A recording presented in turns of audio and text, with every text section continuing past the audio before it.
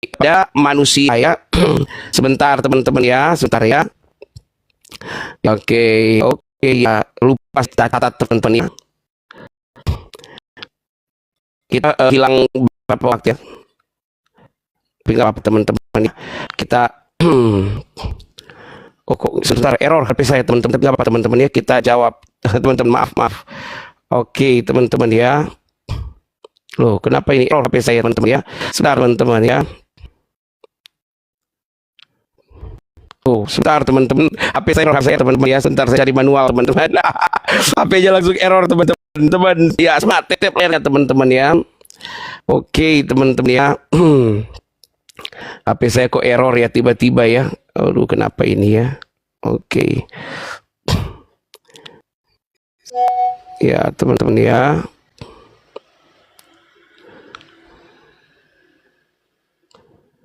Ya teman-teman, nggak apa-apa teman-teman, waktu saya habis teman-teman, tapi nggak apa-apa teman-teman ya, saya error sebentar ya, kita kan harus pakai teman-teman toh, jadi kita sebentar teman-teman. Nih teman-teman. Oke.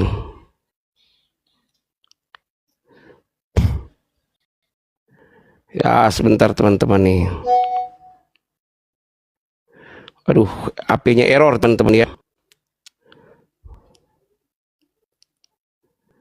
Ini aja, ini teman-teman yang saya bisa dapatkan nih teman-teman. HP-nya error teman-teman, HP-nya aduh nggak bisa kasih ngelek teman-teman. Nah, nih kemuliaan banyak sekali. Nanti di sesi di match kedua saya akan tunjukkan. Teman-teman lihat nih. Dalam hal itu tidak ada orang Yahudi atau orang Yunani, tidak ada hamba atau orang merdeka, tidak laki-laki atau perempuan, karena kamu semua adalah satu di dalam Kristus. Jadi teman-teman, kita semua satu di dalam Kristus. Mau perempuan mau laki-laki ya, itu sudah dinyatakan oleh Allah, kita sama di hadapan Kristus. Nah, mengenai Ayub pasal 10 ayat 10 tadi, saya perlu tunjukkan kepada dia ya, bahwa itu sekali lagi tidak berbicara mengenai penciptaan ya. Jadi Pak Ustadz harus tahu bahwa Ayub 10 itu tidak ada kata penciptaan. Nih sini Pak Ustadz nih, lihat nih, bahwa tidak ada kata penciptaan. Bukankah engkau yang mencurahkan aku seperti susu dan mengentalkan aku seperti keju? Jadi ini penghukuman, oke?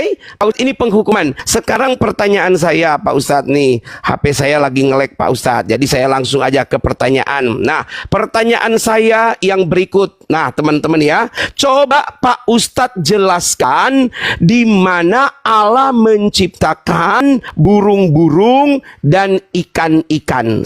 Ya harus jelas Pak Ustadz. Kami akan tunjukkan bahwa Allah menciptakan binatang mata di darat, Allah menciptakan burung-burung, Allah menciptakan ikan-ikan di laut. Nah, tolong Pak Ustadz tunjukkan kepada saya dalil di mana Allah menciptakan burung-burung dan menciptakan ikan-ikan di laut ya. Itu yang Pak Ustadz harus jawab. Jadi mengenai susu tadi dan keju, itu bukan penciptaan, tapi itu adalah bagaimana Ayub dihukum Allah. Oke, gitu Pak Ustadz ya.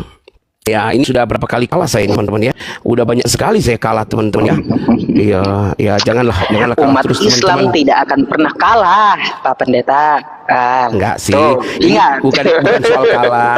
Cuman ya apa ya ini ya nggak apa-apa Pak Ustadz. Ayo, kasih tuh katanya ajaran kasih Pak Pendetanya sana, coba, ayo. Baik, di mana Pak Pendeta menanyakan kepada saya di mana Allah menciptakan hewan-hewan, burung dan ikan-ikan air. Baik, Quran surah An-Nur ayat 45. Ya, nih saya tampilkan aja ya. Nih ya, sama Anda. Nih. Nanti dibilang saya hoax lagi. Ya, Allah menciptakan semua jenis hewan dari air, sebagian berjalan dengan perutnya, bagian berjalan dengan 2 kaki, dan sebagiannya berjalan dengan 4 kaki. Allah menciptakan apa yang Dia kehendaki. Sesungguhnya Allah Maha Kuasa atas segala sesuatu. Dan banyak lain dari dalil tersebut. Ya, bukan cuma itu Pak Pendeta, kalau untuk masalah penciptaan hewan-hewan gitu ya. Pak Pendeta, tadi untuk masalah martabat dengan terang bulan itu Pak Pendeta belum terjawab. Di mana itu? Ya, sainsnya di mana? Saya minta operasinya. Seperti saya menampilkan masalah tulang sulbi. Ya, di situ kan dikatakan mencurahkan seperti air susu. Itu di mana sainsnya? Manusia ya dicurahkan pakai air susu, seperti air susu, dan dikentalkan seperti keju. Lagi pula Pak Pendeta tadi menyampaikan kepada saya bahwa manusia diciptakan dari debu tanah. Pak Pendeta, saya mau tanya, mau tanya kepada Anda itu diciptakan dari tanah atau dari sperma orang tua Anda, Pak Pendeta? Yang mana yang betul? Ini Anda menjelaskan kepada saya juga bertentangan. Gak usah jauh Pak Pendeta. Penciptaan Anda, apakah Anda diciptakan dari tanah? Apakah Anda diciptakan dari ibu? Kagak Pak Pendeta. Dari air yang dipancarkan oleh orang tua laki-laki Anda. Coba kalau Anda diciptakan dari debu tanah atau tanah liat, Pak Pendeta, tolong jelaskan kepada saya Anda diciptakan memakai tanah dan debu. Berarti maha benar Allah dengan segala firman-Nya bahwa manusia diciptakan dari air yang dipancarkannya mimbaini sulbi wat taraib, bukan dari tanah kalau manusia.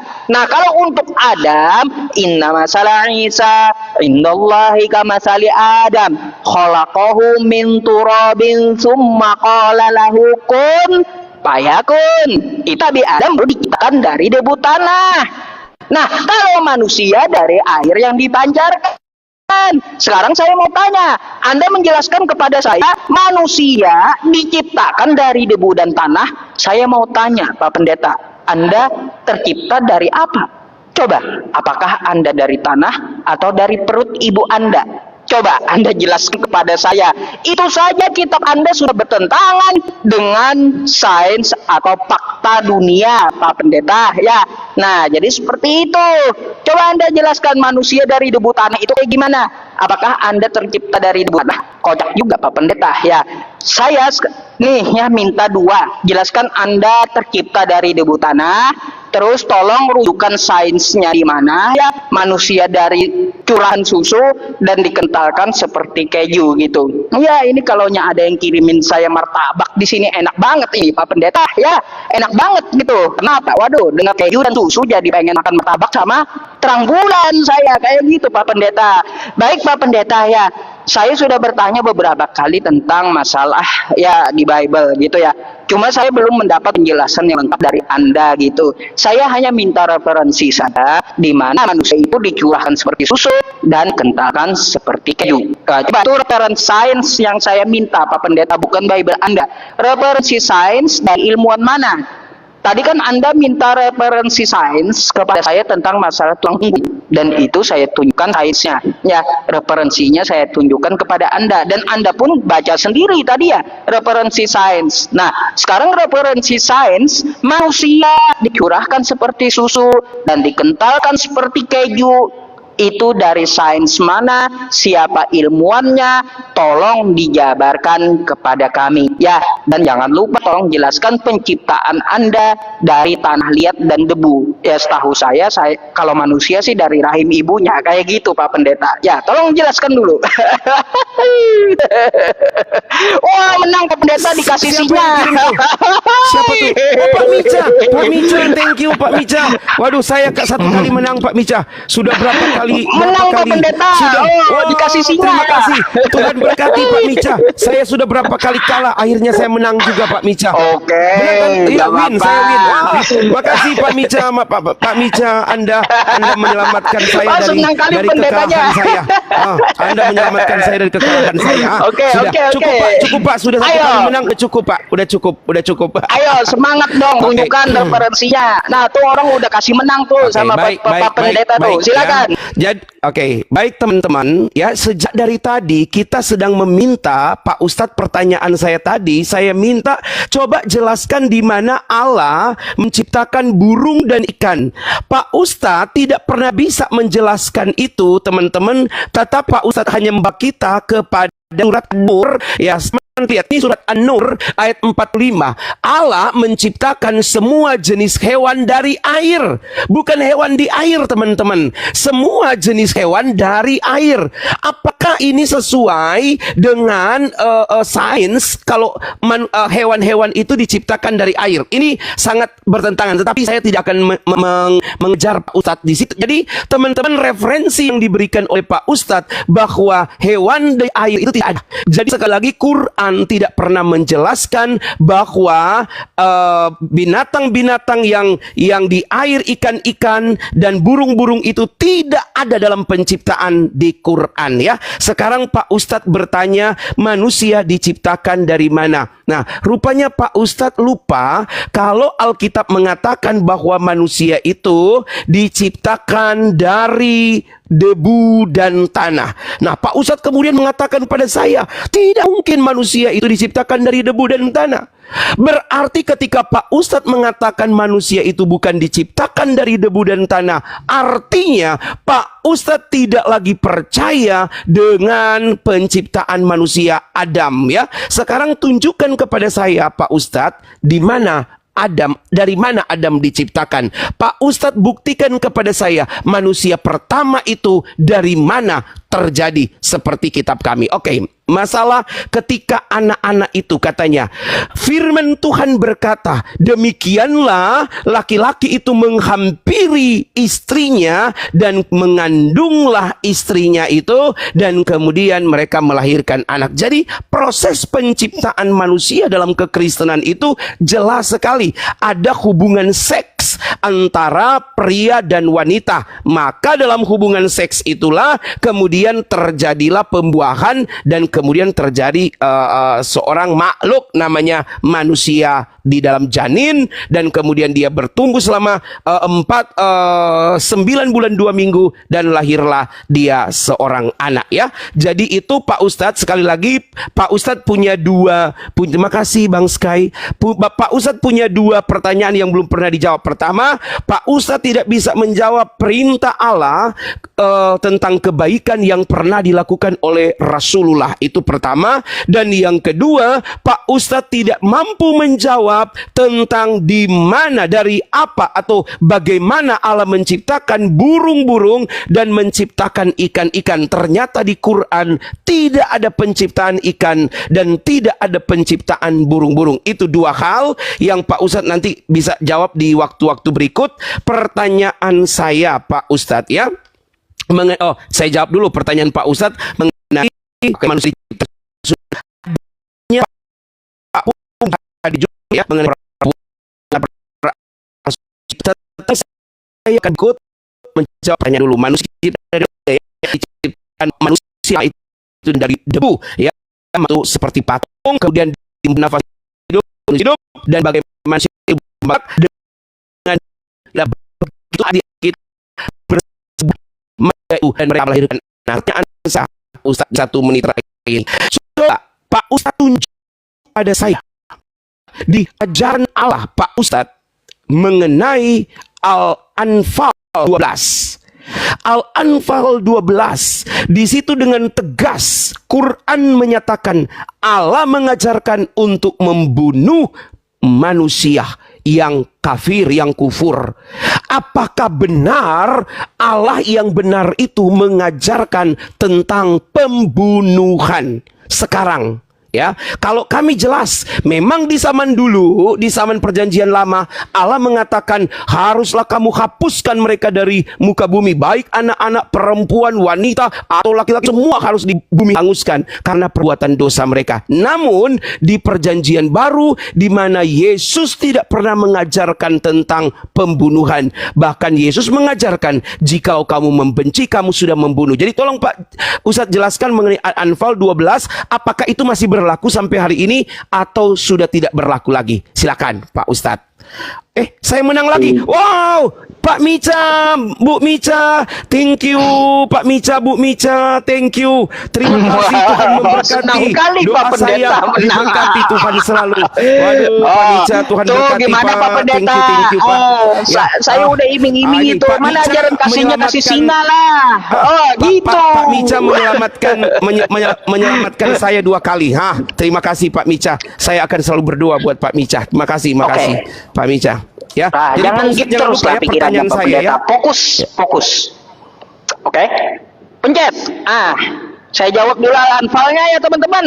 Ya, Pak Pendeta jangan suka potong-potong ayat ya. Ketentuannya yang demikian di Al-Anfal disuruh membunuh orang kafir tadi apabila orang kafir tersebut menentang Allah dan Rasulnya. Ya, paham nggak? Pak Pendeta, ya, apakah ini berlaku, Pak Pendeta? Quran surah An-Nisa ayat 59. Ya ayyuhallazina amanu atii'ullaha wa atii'ur rasul wa ulil amri minkum. Yang mengeksekusi adalah pemimpin kalau di zaman sekarang. Ya, kalau dulu perang, kalau ada yang menentang Allah serta Rasulnya, ya, maka boleh gitu di medan perang. Nih ya, jangan potong-potong ayat gitu ya, Pak Pendeta, paham kan? Nah, itu ya jawaban saya yang pertama. Yang kedua, PR saya tentang masalah ya dalil-dalil tentang masalah memuliakan wanita. Ya Rasulullah baru langsung saja ya. Siapa yang paling berhak diperlakukan dengan baik? Nabi menjawab, ibumu. Lalu siapa lagi? Nabi menjawab, ibumu. Lalu siapa lagi? Nabi menjawab, ibumu. Lalu siapa lagi? Nabi menjawab, ayahmu. Hadis tentang masalah memuliakan perempuan. Makanya dalil Qur'annya wa wassaynal insana biwalidayhi hamalathu ummuhu wahnan ala wahni wa fisaluhu fi amaini anishkurli waliwalidayk ilayyal masir. Makanya ada istilah surga di bawah telapak kaki ibu. Kristen kagak punya kayak gitu. Dor ya Pak Pendeta. Nah, sudah terjawab juga dengan dalil. Terus masalah hewan diciptakan dari air. Pak Pendeta nggak usah hewannya, manusia aja 70% air ya Pak Pendeta di isi tubuhnya. Nih ya, nih dapat dengan sains pula seorang ilmuwan terkenal di abad 17. Baptista Pentemon pada tahun 1640 juga murah air tanah adalah penting perkembangan tanaman. Air merupakan komponen utama bahan organik sebanyak 50 hingga 90% dari berat makhluk hidup terdiri dari air. Selanjutnya, 80% sitoplasma hewan dari air sebahan dasarnya adalah hewan itu hewan standar dari sitoplasma yang hidup dari air Pak Pendeta. Terbukti lagi sains dengan Al-Quran. Ya subhanallah, ya sadaqallahul azim, bahwa Allah betul-betul ya memfirmankan Al-Quran sesuai dengan ilmu pengetahuan dan akal manusia. Tiba-tiba ya, oh ya satu lagi, di mana Nabi Adam diciptakan dari tanah. Baik, inna masala Isa indallahi kamasali Adam. Ali Imran ayat 59. Nah, saya bukakan saja ya, meskipun hafal nih. Nanti dibilang tidak berdata lagi oleh Pak Pendeta. Ya, kalau dia tidak ditunjukkan, nanti kita dibilang ngibul gitu ya, teman-teman. Sesungguhnya perumpamaan penciptaan Isa bagi Allah seperti penciptaan Adam. Dia menciptakan Adam dari tanah, kemudian dia berkata kepadanya, jadilah, maka jadilah ia. Baik, Adam sudah kita jawab juga ya teman-teman. Mau apa lagi Pak Pendeta? Saya rasa semua sudah terjawab gitu ya. Hanya saja saya tidak dapat referensi dari mana manusia itu dicurahkan seperti susu dan dikentalkan seperti keju. Wah, ini terang bulan, mana terang bulan? Kayaknya manusia itu kan bukan dari terang bulan gitu Pak Pendeta. Ya bukan. Nah, Pak Pendeta, tolong kasih referensi sainsnya mana? Tolong tunjukkan sama saya. Apakah itu dapat dibuktikan dengan sains? Terang bulan atau martabak itu? Coba, martabak keju tunjukkan sainsnya sama saya gitu ya. Tolong banget gitu Pak Pendeta. Satu hal saya mau tambahkan pertanyaan kepada Anda Pak Pendeta. Coba Anda buka di Matius 17 ya. Nih, Matius 17 nomor 20. Pertanyaan saya ya Pak Pendeta, langsung saja. Di sini kata Yesus, apabila kamu mempunyai iman sebesar biji sawi, kamu dapat berkata kepada gunung, pindah dari tempat ini ke tempat sana. Pertanyaan saya, mana manusia yang pernah memindah gunung? Tampilkan buktinya sama saya. Ya, dua pertanyaan, manusia mana yang pernah memindah gunung? Dan tolong tunjukkan referensi dari martabak keju. Silahkan. Lewat Pak, udah lewat.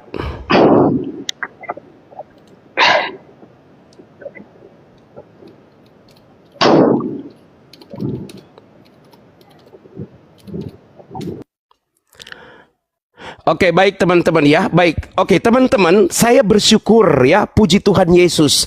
Karena Pak Ustadz akhirnya sudah menyatakan bahwa Al-Imran pasalnya yang ke berapa tadi? 14 ya. Dia sudah menyatakan memang manusia itu sudah menjawab. Manusia itu diciptakan dari tanah ya. Jadi sudah oke ya, sudah clear masalah itu. Oke, yang kedua, Pak Ustadz mengatakan bahwa semua manusia itu pun dari air 60%-nya. Betul Pak Ustadz. Yang saya tanyakan tadi kepada Pak Ustadz itu, coba Anda buktikan kepada saya bahwa Allah pernah menciptakan burung-burung dan menciptakan ikan-ikan di laut, bukan dari air, bukan dari bahannya. Tetapi pernah nggak Allah menciptakan ikan-ikan? Pernah nggak Allah menciptakan burung-burung? Kalau memang tidak pernah, artinya Allah Anda bukanlah maha pencipta segalanya. Ada ciptaan-ciptaan yang tidak Dia ciptakan. Masalah menghormati perempuan, saya bacakan dalam Kolose pasal 3 ayat 19.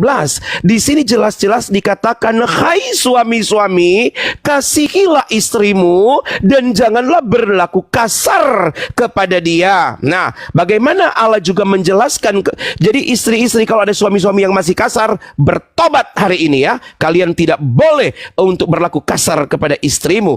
1 Timotius pasal 3 ayat 2.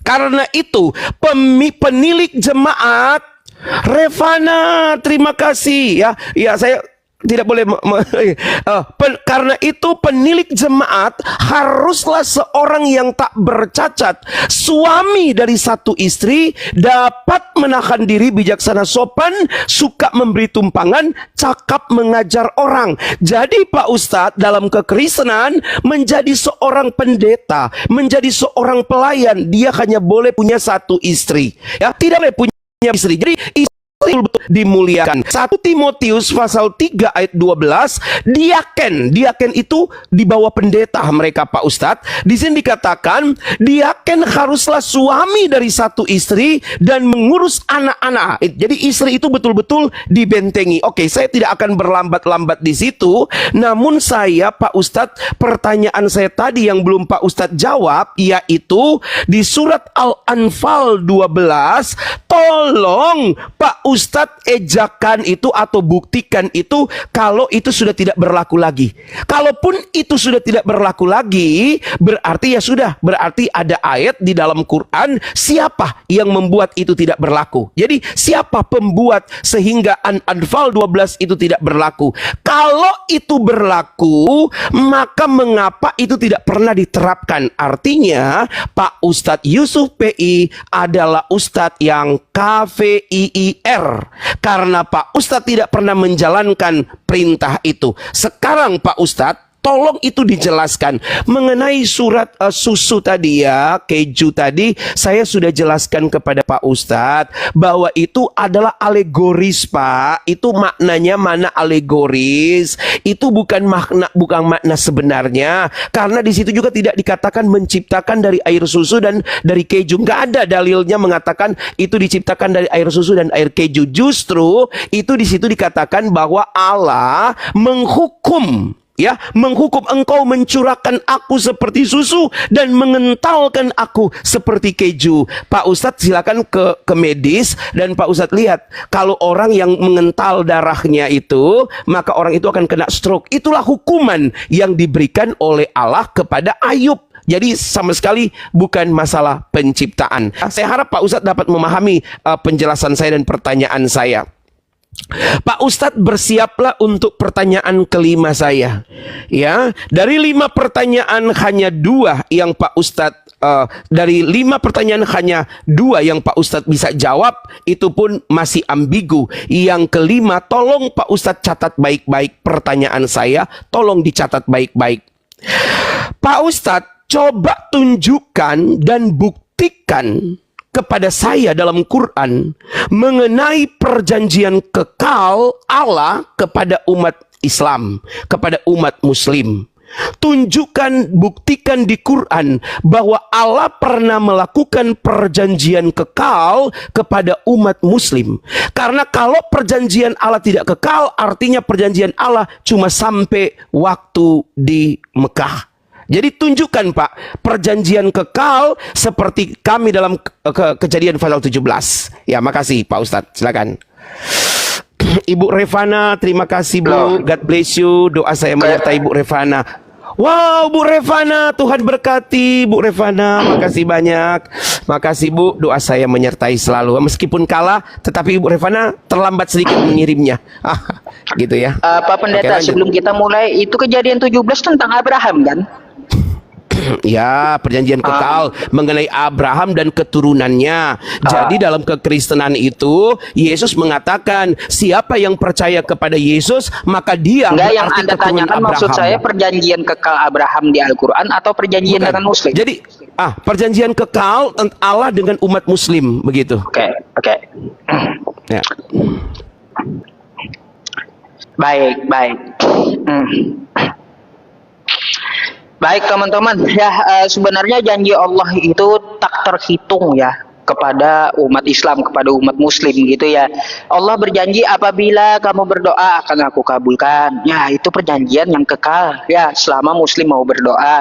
Terus Allah menjanjikan surga kepada orang beriman. Ya, innalladzina amanu wa amilus solihati, ya ulaika hum khairul bariyah. Quran surah Al-Bayyinah ayat 7 sampai 8 tuh. Ya, jazaohum inda rabbihim jannatin tajri min tahtihal anhar. Banyak perjanjian kekal Allah kepada umat Islam, banyak. Allah menjanjikan surga bagi ahlu sedekah, wasari'u ila magfiratin mir rabbikum wa jannatin 'arduhas samawati wal ardh u'iddat lil muttaqin alladzina yunfiquna fis sarra wad dharra wal qaziminal ghaidha wal 'afina 'anil nas. Banyak Pak Pendeta, enggak terhitung kalau janji Allah kepada umat Islam gitu ya. Itu gampang, ya itu gampang. Kalau untuk perjanjian Abraham, Quran surah Al-Baqarah ayat 124. Ya, tuh yang di Kejadian 17 ada di dalam Quran surah Al-Baqarah ayat 124. Terus Pak Pendeta setia menang pertanyaan saya belum Anda jawab satupun. Ya. Tadi Anda membual bahwa pencurahan seperti susu dan keju itu adalah alegoris. Ya, teman-teman saja menilai ya kalau seperti itu ya. Ya, teman-teman saja menilai pencurahan seperti martabak keju itu adalah alegoris, kata Pak Pendeta, tidak bisa dibuktikan secara sains ya. Terus Pak Pendeta, satu lagi yang saya minta terkait Matius 17 nomor 20 belum Anda jawab dan belum Anda buktikan. Ya, siapa manusia yang bisa memindah gunung dari Kristen di zaman sekarang? Tunjukkan sama saya. Ya, itu belum Anda buktikan kepada saya. Berkaitan tentang masalah apa tadi ya? Masalah ini ya saya tampilkan dulu sama Pak Pendeta. Allah menciptakan burung dan hewan-hewan. Baik ya, ada di Al-An'am ayat 38, dan tiadalah binatang-binatang yang ada di bumi dan burung-burung yang terbang dengan kedua sayapnya, melainkan umat juga seperti kamu. Ya, di sini Allah kemudian mereka, Tuhanlah kepada mereka lah mereka himpunkan. Terus nih ya, nih kami tundukkan gunung-gunung dan burung-burung. Itu banyak Pak Pendeta masalah penciptaan. Jangan ditanya kalau di dalam Al-Quran banyak masalah penciptaan hewan-hewan tersebut ya, baik di air maupun di udara. Jadi seperti itu. Banyak Pak Pendeta ayatnya ya untuk masalah itu. Kalau untuk masalah itu sangat gampang, pertanyaan seperti anak didik saya yang kayak gitu Pak Pendeta ya. Kalau bisa bertanya itu yang sekelas profesor itu sama saya gitu Pak Pendeta. Kalau Allah menciptakan ikan, burung, banyak banget itu ayatnya di dalam Al-Quran. Nah, terus berkaitan tentang masalah pendeta punya istri harus satu saja. Sejak kapan Yesus mengajarkan menikah? Kapan Pak Pendeta? Ya, tunjukkan sama saya. Yesus mengajarkan menikah itu kapan? Terus adakah ya Yesus mengatakan jangan berpoligami? Mana? Mana Yesus ngajarin nikah mana? Mana Yesus melarang poligami? Kagak ada Pak Pendeta, kagak ada ya. Untuk masalah poligami itu sangat penting di kekristenan. Karena apa? Tanpa Daud berpoligami, Kristen kagak punya Tuhan. Nah, tuh Pak Pendeta ya. Daud berpoligami dengan Berseba. Berseba turun-temurun menurunkan Maryam, ibunya Yesus, dan ibunya Yesus melahirkan Yesus. Andaikan Daud tidak berpoligami, maka Kristen kagak punya Tuhan. Coba, ini nambah ya, nambah saya ya. Masalah pertanyaan saya nambah ya. Buktikan siapa yang pernah pindah gunung ya. Terus ya Pak Pendeta ya, pertanyaan saya kedua, buktikan yang pindah gunung siapa. Terus di mana Yesus ngajarin nikah, di mana Yesus ngelarang poligami. Coba tunjukkan sama saya. Setahu saya Yesus kagak pernah melarang poligami, dan Yesus kagak pernah ngajarin nikah. Ya, ingat, dari Yesus, bukan dari Paulus atau tulisan yang kagak dikenal. Saya kagak mau itu. Ya, yang saya minta, di mana Yesus ngajarin nikah, di mana Yesus melarang poligami. Karena poligami itu sangat penting bagi kekristenan. Dan buktikan siapa yang pernah memindah gunung. Untuk yang lainnya habis ini saya jelaskan secara ceramah ya, 5 menit. Silakan. Kita tunggu dulu jawabannya.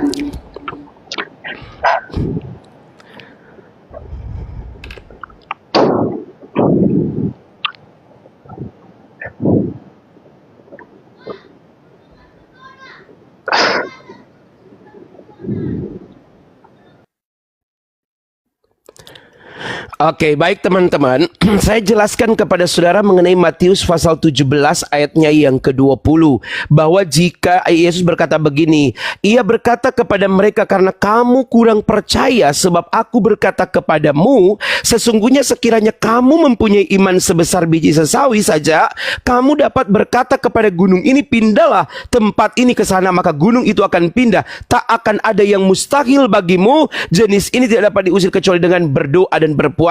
Jadi teman-teman, sekali lagi, perkataan ini untuk mendorong orang-orang, audiens, termasuk orang-orang Kristen, supaya mempunyai iman meskipun hanya kecil.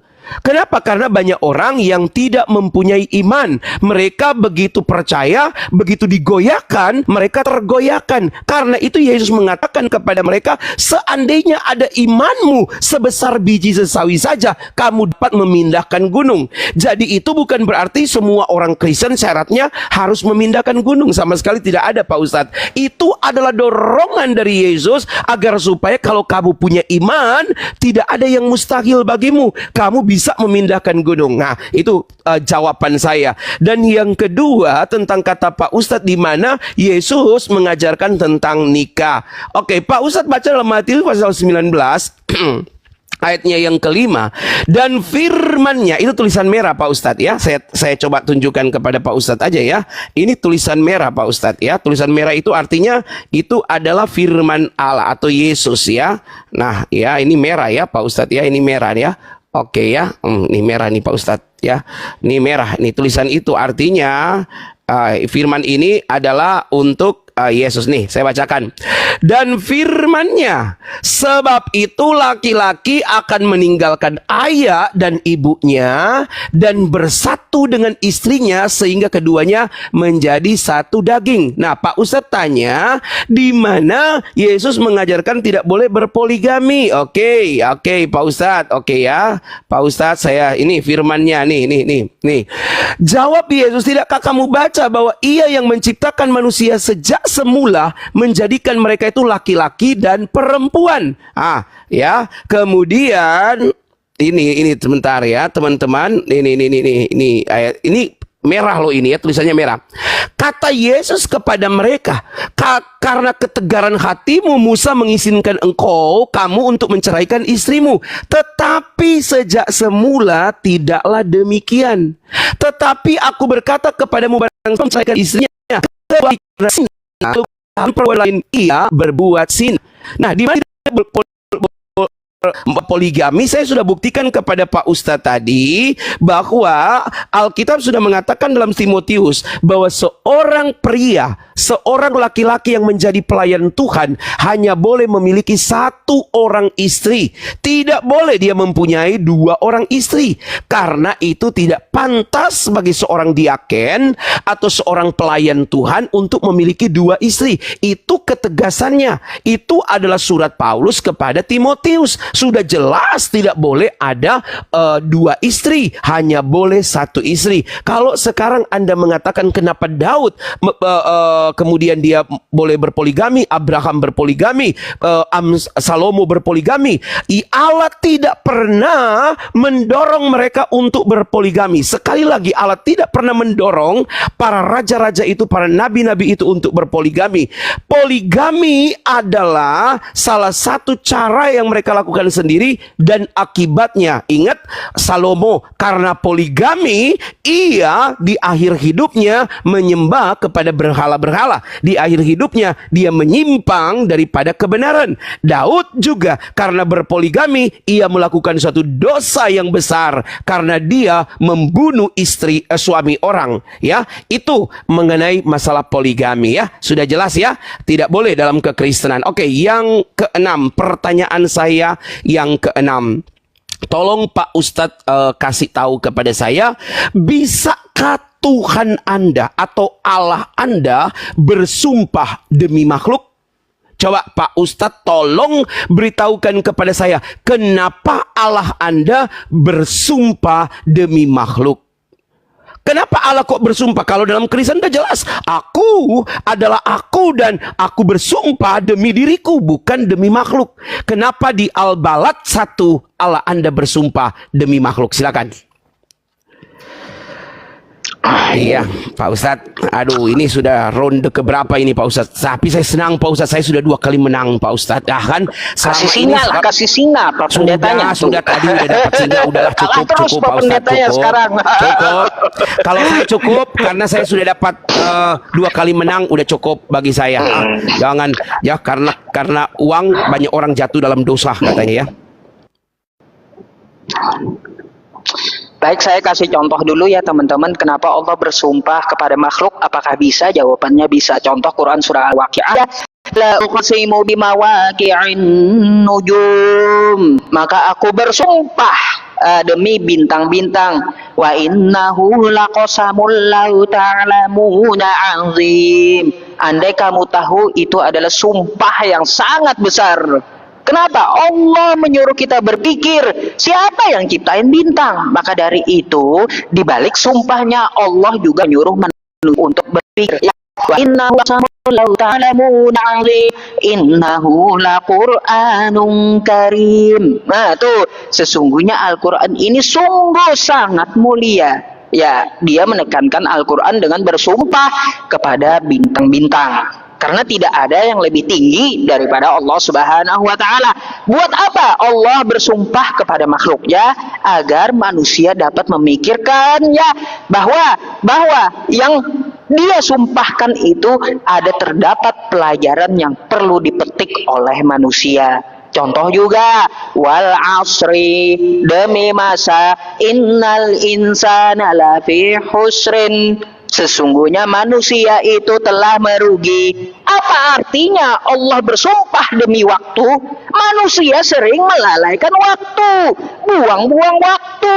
Di situ ada pelajaran di balik sumpah Allah tersebut. Makanya dia bersumpah kepada makhluknya agar kita dapat berpikir. Gitu Pak Pendeta ya. Terus ya, meminta gunung tidak ada buktinya, berarti tidak bisa dibuktikan secara sains. Yang saya minta perkataan Yesus, Anda bawa Timotius, udah kagak nyambung. Ya, terus tadi kata Anda Yesus mengatakan barang siapa meninggalkan ibunya, bapaknya lalu bergabung dengan istrinya. Gabung dengan istri itu gimana prosesnya? Coba, kalau gabung dengan istri, saya bawa perempuan gabung satu rumah, kayak gitu, kumpul kebo namanya Pak Pendeta. Ya, itu gimana syarat ketentuannya? Itu yang saya maksud, di mana Yesus ngajarin kayak gitu? Coba, kalau yang ngumpul sama perempuan, ya kumpul kebo itu namanya, kumpul kebo. Ya, yang saya tanyakan itu di mana Yesus ngajarin nikah? Apa saja syarat dan ketentuannya?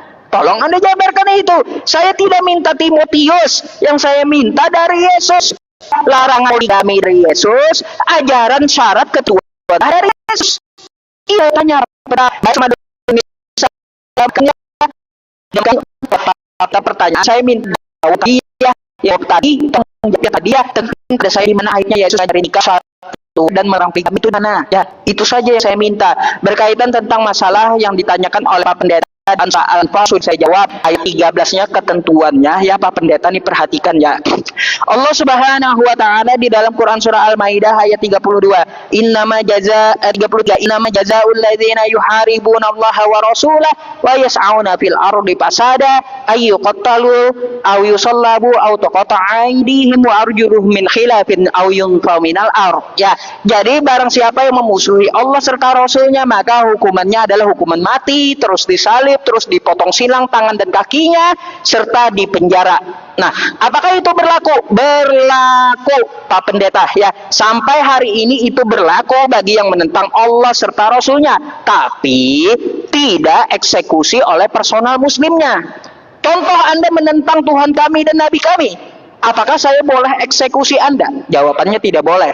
Ada ketentuan dan aturannya Islam itu. Ya, Pak Pendeta. Pertama, boleh di medan perang. Yang kedua, hanya pemimpin yang boleh. Quran surah An-Nisa ayat 59. Ya ayyuhalladzina amanu atiiullaha wa atiiur rasul wa ulil amri minkum. Hai orang beriman, taatlah kepada Allah, taatlah kepada Rasul dan pemegang kekuasaan di antara kamu. Maka dari itu kalau hukum KUHP di Indonesia menghukum Anda hukuman mati, maka saya boleh mengeksekusi Anda. Tapi kalau hukum di Indonesia tidak menghukum Anda dengan hukuman mati, tapi penjara, maka saya tidak boleh mengeksekusi Anda. Nah, kayak gitu aturannya Pak Pendeta. Tapi di Kristen, di 2 Samuel 15, semuanya diberangus. Tanaman, bayi-bayi, dan yang lainnya hanguskan semua. Kagak ada aturan kalau di tempat Anda. Nah, jawab dulu masalah Yesus tadi. Sudah, silakan Pak Ustadz, sudah. Oke. Syukran, Baik. jazakallah. Wah, kali ini saya bikin Pak Ustadz berkeringat juga ya. Saya sudah mulai dapat Pak Ustadz seninya Pak Ustadz. Nah, ayo Pak Ustadz, hati-hati loh Pak Ustadz. Oke, baik teman-teman, Pak Ustadz tadi sedang mengangkat mengenai Samuel, bunuhlah, basmilah, ya hanguskanlah. Saya sudah berkata kepada Pak Ustadz bahwa itu berlaku di zaman itu, tidak lagi berlaku di zaman sekarang. Karena zaman sekarang sudah ada hukum baru. Itu sebabnya Yesus berkata, aku memberikan kepadamu satu hukum yang baru, tidak lagi seperti hukum yang lama. Gigi ganti gigi, nyawa ganti nyawa, mata ganti mata, darah ganti darah. Tetapi hukum yang kuberikan kepadamu adalah hukum yang baru, hendaklah kamu saling mengasihi. Bahkan Alkitab mencatat, kasihilah musuhmu seperti dirimu sendiri. Itu hukum yang diberikan oleh Yesus kepada kita mengenai masalah pernikahan Pak Ustadz.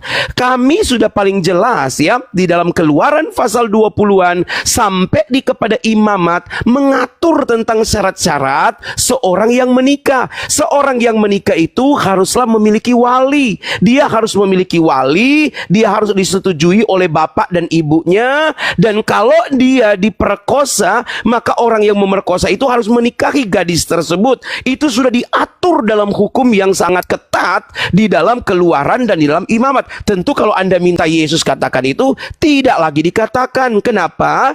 Karena Yesus datang bukan untuk meniadakan satu iota dari hukum Taurat, tetapi kedatangan Yesus adalah menggenapi hukum-hukum itu. Jadi ada hukum yang sudah digenapi oleh Yesus, itu sudah tidak berlaku lagi. Makanya Paulus mengatakan sudah dibatalkan. Paulus membatalkan, tetapi ada hukum yang masih berlaku, itu masih berlaku, termasuk hukum perkawinan, hukum sipil pernikahan, hukum argaria, itu masih berlaku sampai ini berakhir. Karena hukum-hukum itu tidak akan pernah berakhir, Pak Ustadz. Karena itu dan pernikahan itu sudah mengacu kepada hukum yang lama itu, yang ada di perjanjian lama. Nah, saya menanggapi sedikit mengenai pernyataan Pak Ustadz bahwa di dalam surat apa tadi, di dalam An-Anfal tadi itu masih berlaku, Pak Ustadz. Maka saya lihat bahwa Allah, Pak Ustadz, sungguhlah sangat kejam. Kenapa? Karena masih memberlakukan hukum itu sampai hari ini. Tetapi umat-umatnya juga sungguh sangatlah berdosa karena tidak pernah mempraktekkan itu sampai hari ini.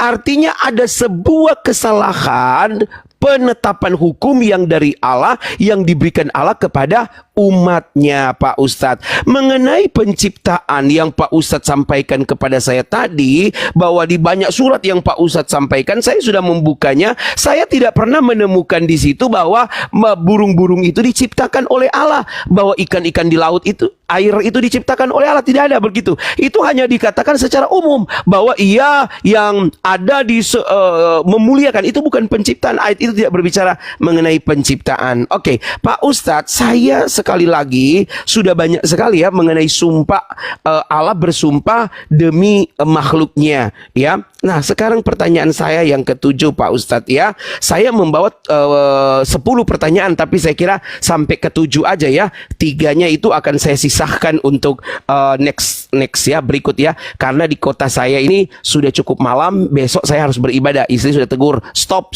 besok mau ibadah ya. Jadi di ayat yang ketujuh saya minta, Pak Ustadz, tolong Anda jelaskan kepada saya mengapa Allah berdoa. Sesuai dengan riwayat di dalam hadis Muslim 5329, Allah berdoa. Kepada siapa Allah berdoa? Kalau memang Allah itu adalah sang penjawab doa, mengapa Allah berdoa? Di dalam riwayat di dalam hadis Muslim 5329. Pertanyaan saya, Pak Ustadz, kalau memang di riwayat Muslim 5329 itu tidak Anda akui, itu salah cetak atau salah pentafsiran atau salah dalam penulisan original teksnya, mengapa ayat itu tidak pernah dicabut dan dibatalkan, tetapi kenapa ayat itu masih berlaku sampai hari ini dan masih dapat ditemukan di website-website? Saya mengambilnya dari website Muslim. Di situ dikatakan Allah berdoa. Coba Pak Ustadz tunjukkan kepada saya Allah itu berdoa kepada siapa? Siapa yang menjawab doa Allah? Itu Pak Ustadz, silakan. Terakhir ya Pak Ustadz, terakhir ya.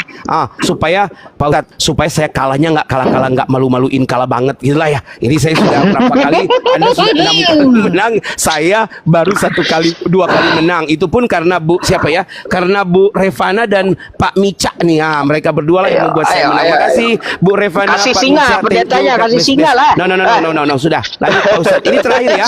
Ini sesi terakhir ya. Sesi terakhir Pak Ustadz. Saya besok mau khotbah Pak Ustadz. Saya besok jadwal khotbah. Kan besok Pak Pendeta, bentar. Ya. Pak Pendeta, ini tanggapan akhir saya langsung close atau gimana?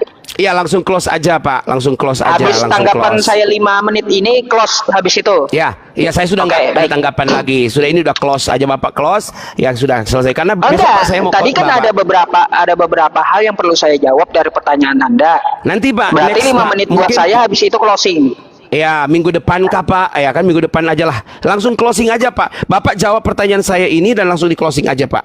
Oh, karena begitu. istri Baik, sudah kasih baik. tahu nggak boleh, jangan diteruskan lagi karena besok mau khotbah Pak. Mau Ya, saya khotbah berarti nggak lempar perjamuan soalnya, pertanyaan, Pak. nggak lempar pertanyaan ya. Ya jangan, sudahlah Pak. Besok kita lanjut next time Pak. Baik, nggak apa-apa ya teman-teman. Baik, saya akan jelaskan sebuah syubhat hadis Allah berdoa katanya ya. Di situ kalau kita lihat tekstual Arabnya pada Allah. Kalau Pak Pendeta belajar lahu sorob mungkin pahamnya. Di situ dinasobkan, dia bukan maf'ul bih ya. Pada Allah, Allahnya di situ di kosa kata akhirnya berbaris fathah. Jadi itu nasob ya, maf'ul bih ya, bukan fa'il Allahnya. Artinya Allah bukan pelaku berdoa, Pak Pendeta. Jadi Allah berdoa maksudnya ya, berdoalah kepada Allah, itu terjemahan yang betul. Pada Allah itu nasob ya, dia nasob itu maf'ul bih bukan fa'il Allahnya. Jadi ingat itu kalau Anda nggak paham, ngapain Anda mempermasalahkan itu ya? Makanya bawakan teks Arabnya. Pada Allah, lain pada Allahi. Nah, baru Allahnya fa'il ya. Allahnya perlu. Tapi itu pada Allah, itu Allahnya bukan fa'il ya. Tapi Allahnya adalah maf'ul bih atau objeknya kayak gitu Pak Pendeta. Nah, jadi teman-teman semuanya saya rasa ya Anda dapat mengambil kesimpulan dari masalah diskusi saya ketika saya menanyakan masalah nikah dengan Pak Pendeta, pindah gunung dan yang lainnya tadi ya, masalah poligami, terus kita meminta masalah syariat-syariat yang ada di dalam kekristenan. Anda bisa nilai sendiri lengkap mana antara Islam dengan Kristen ketika menjabarkan syariatnya, kan kayak gitu ya teman-teman semuanya. Anda dapat melihat ya penjabaran saya sesuai dengan dalil-dalil yang saya tampilkan. Sebenarnya sih saya banyak perlu menampilkan dalil gitu ya, meskipun saya hafal, tapi namanya umat terjemahan, kalau tidak ditunjukkan di layar pastinya kita dianggap ngibul dan tidak berdata, kan kayak gitu. Kalau saya baca aja, innama jazaul ladzina yuharibunallaha wa rasulah wa yas'auna fil ardi fasadan ayyuqtalu aw yusallabu, di mana dalilnya? Nanti dibilang kagak berdalil. Jadi kalau kagak berdalil itu ya kagak bisa. Jadi umat Islam itu ketika menjabarkan sesuatu harus dengan dalil, bukan dengan martabak dan keju. Jadi seperti itu ya. Nah, martabak dan keju membuat saya heran sampai sekarang gitu ya. Pindah gunung kagak ada referensi, martabak dan keju itu kagak diantarin ke saya, Pak Pendeta. Pak Pendeta lah besok nanti antarin martabak dengan keju ya ke tempat saya kayak gitu ya. Terus masalah poligami dan masalah syariat nikah juga tidak dijelaskan. Mungkin next time atau di waktu selanjutnya kalau Pak Pendeta mau berdiskusi lagi dengan saya, maka saya akan tetap tuntut di mana Yesus mengajarkan masalah syarat dan ketentuan nikah.